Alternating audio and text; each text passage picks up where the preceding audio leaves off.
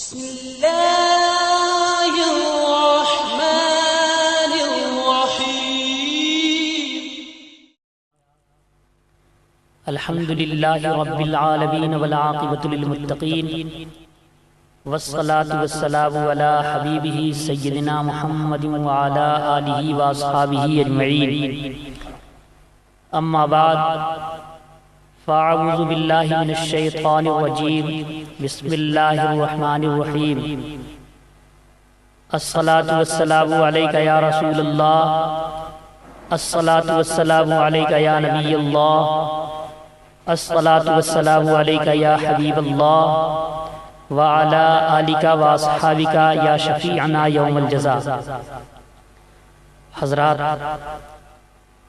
آج سے جو بیان شروع ہو رہا ہے، یہ بیان حضرت علامہ عبدالستار صاحب قبلہ ہمدانی کی کتاب مومن کی نماز سے کر رہے ہیں،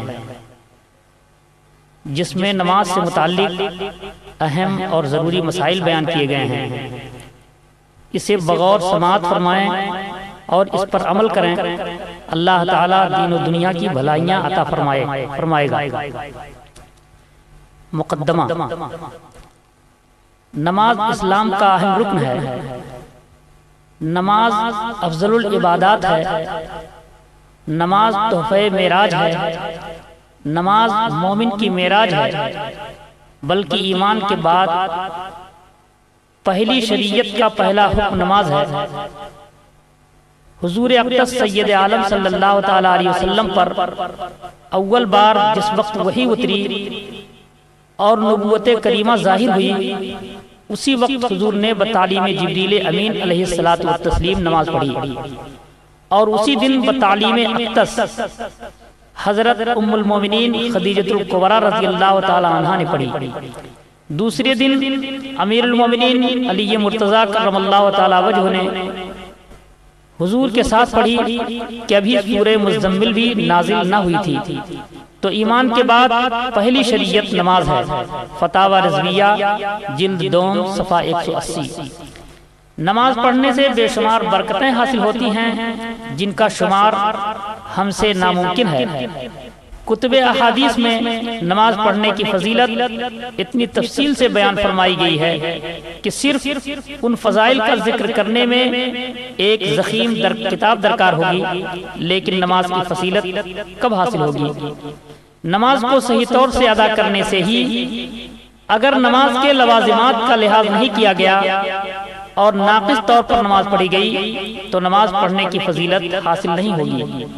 لیکن افسوس کہ ہمارے بہت سے مومن بھائی مسائل نماز سے ناواقفیت کی وجہ سے نماز کے ارکان صحیح طور سے ادا نہیں کرتے، نتیجتاً ان کی نماز ناقص رہتی ہے، بلکہ بعض صورتوں میں تو ان کی نماز فاسد ہو جاتی ہے۔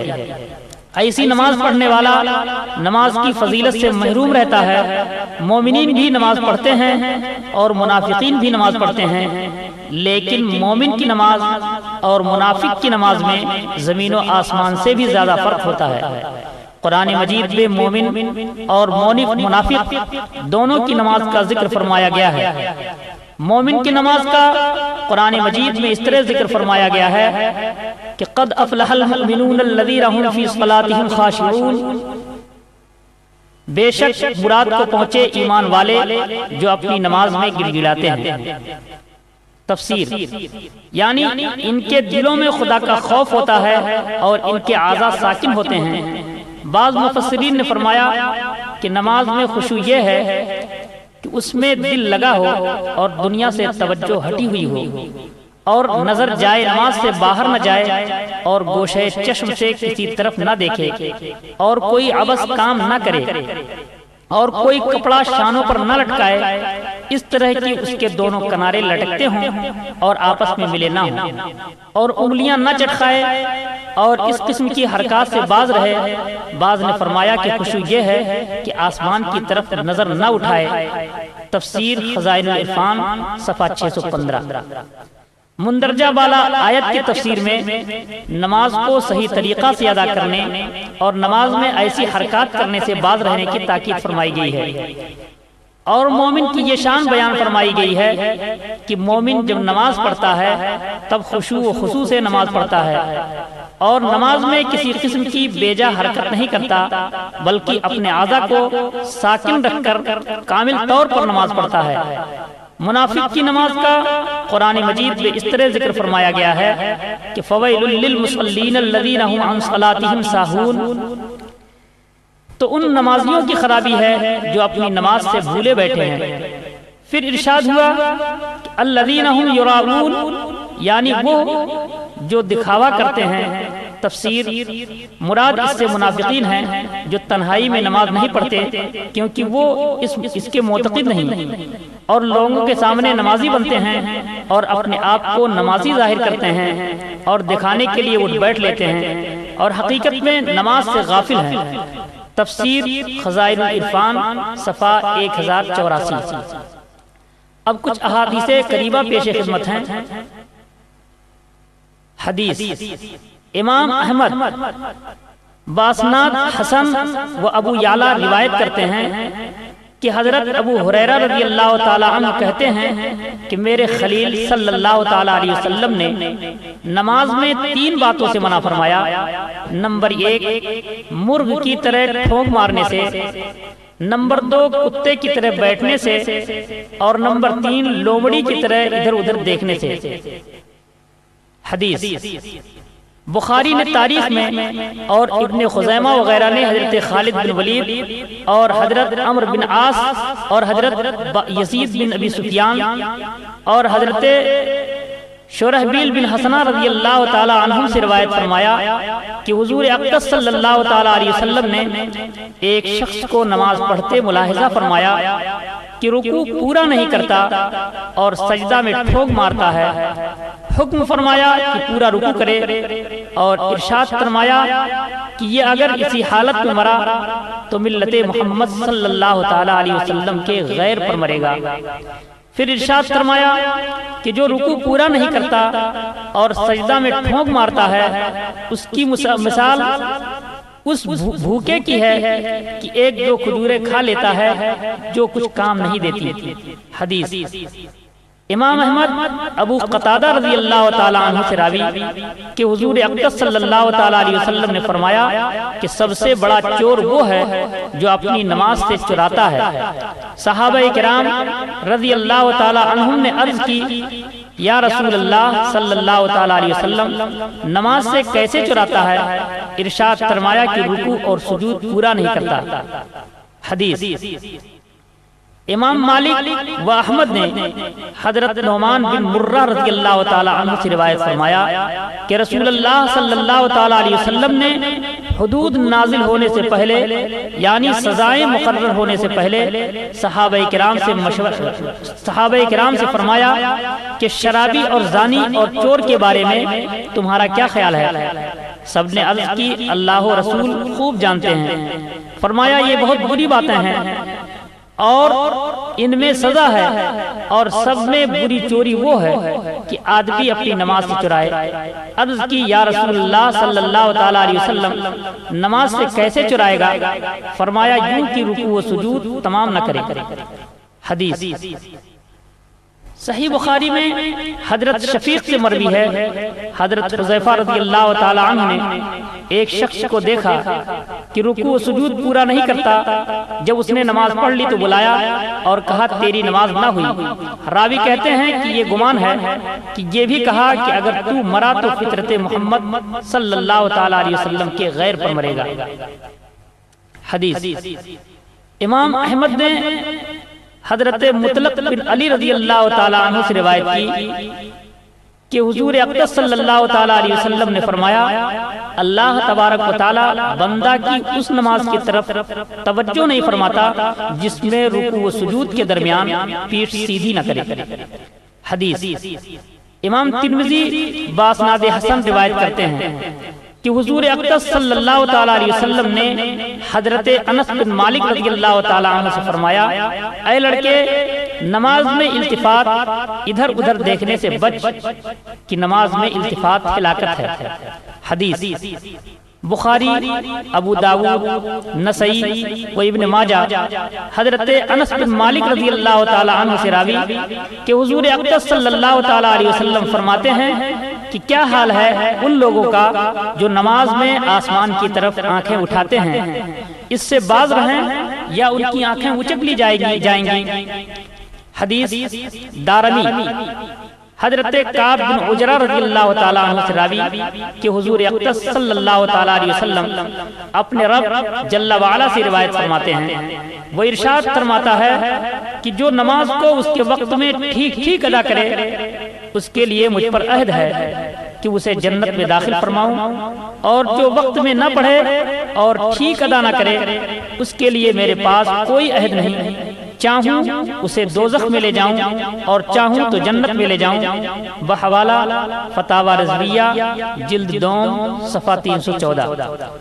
ہمارے بہت سے مومن بھائی پابندی سے نماز تو پڑھتے ہیں لیکن نماز کے مسائل سے بالکل واقفیت نہیں رکھتے۔ نماز کے شرائط، فرائض، واجبات، سنن و مستحبات کیا ہیں، کن باتوں سے نماز فاسد ہوتی ہے، سجدہ سہو کرنا کب لازمی ہے، نماز کن باتوں سے مکروہ تحریمی واجب الاعادہ ہوتی ہے، وغیرہ ضروری اور لازمی احکامات سے ایک لخت غافل اور بے خبر ہوتے ہیں اور اپنے طور سے نماز پڑھتے ہیں۔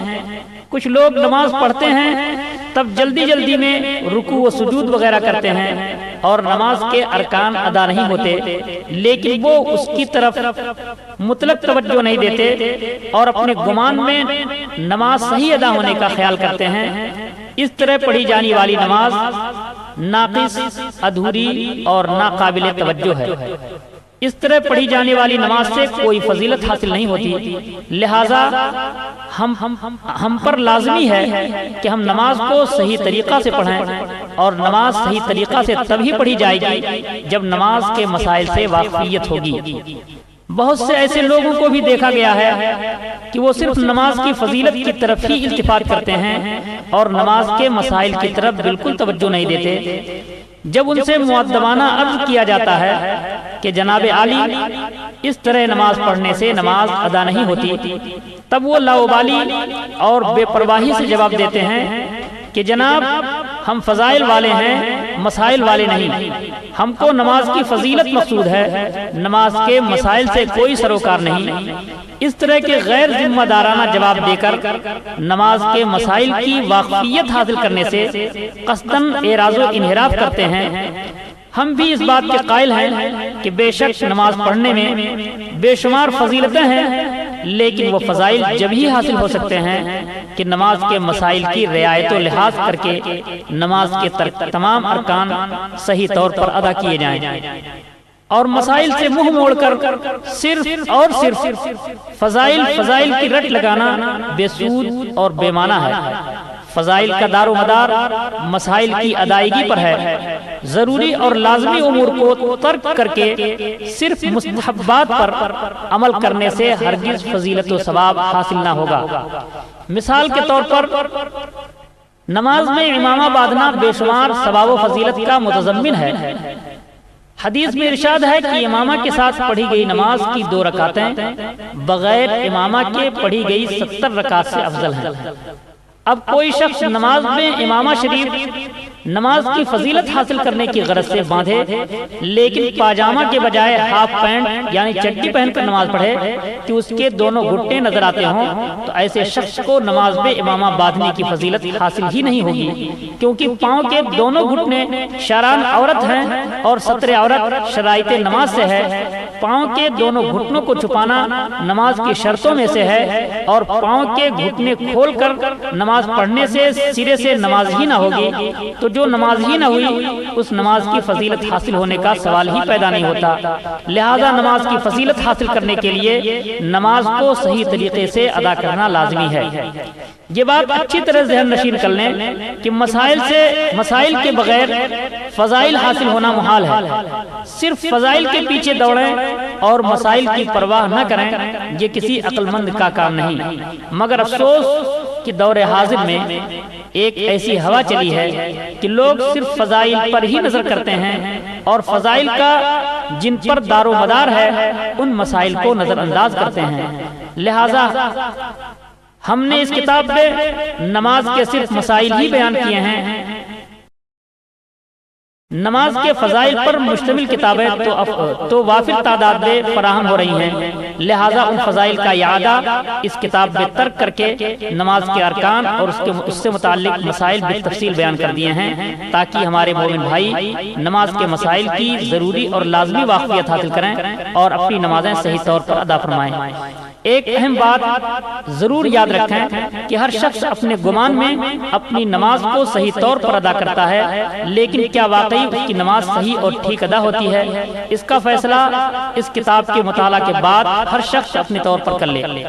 حجت الاسلام ابو حامد حضرت محمد بن محمد المعروف امام غزالی رضی اللہ تعالی عنہ نے ایک عجیب مثال پیش فرمائی ہے۔ حضرت عطا سلمی رضی اللہ تعالیٰ عنہ نے ایک کپڑا نہایت ہی اچھا بن کر تیار کیا، بڑا خوبصورت اور جاذب النظر کپڑا تیار ہوا۔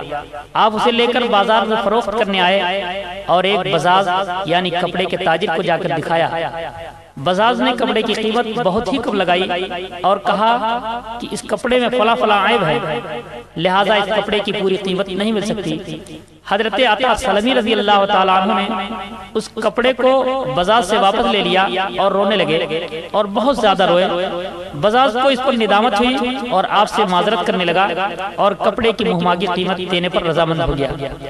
اس پر حضرت عطا سلمی نے فرمایا کہ میں کپڑے کی قیمت کم تعین ہونے پر نہیں روتا، بلکہ میرے رونے کی وجہ یہ ہے کہ میں کپڑا بننے کا ہنر جانتا ہوں اور اس کپڑے کی مضبوطی، درستی اور خوبصورتی میں بہت کوشش کی، یہاں تک کہ میری دانش میں اس میں کوئی عیب نہ تھا۔ لیکن جب یہ کپڑا ایک ماہر کے سامنے پیش کیا گیا تو اس نے کپڑے کے کئی ان عیوب کو ظاہر کر دیے جن عیوب سے میں بے خبر تھا۔ پھر ہمارے ان اعمال کا کیا ہوگا جبکہ وہ کل قیامت کے دن خداوند تعالیٰ کے حضور پیش کیے جائیں گے؟ معلوم نہیں ہمارے ان اعمال میں کتنے عیوب اور نقصان ظاہر ہوں گے جن عیوب سے آج ہم بے خبر ہیں۔ منہاج العابدین اردو ترجمہ از امام غزالی صفحہ 297۔ ناظرین کرام، مذکورہ واقعہ پر گہری سوچ و فکر فرمائیں کہ جن اعمال کو ہم اپنے گمان میں درست اور صحیح سمجھ رہے ہیں ان میں عیب و نقص کا امکان ہے، لہٰذا ہم یہ کوشش کریں کہ نماز کے ضروری مسائل کی واقفیت حاصل کریں اور اپنی نمازیں صحیح اور درست ادا کریں۔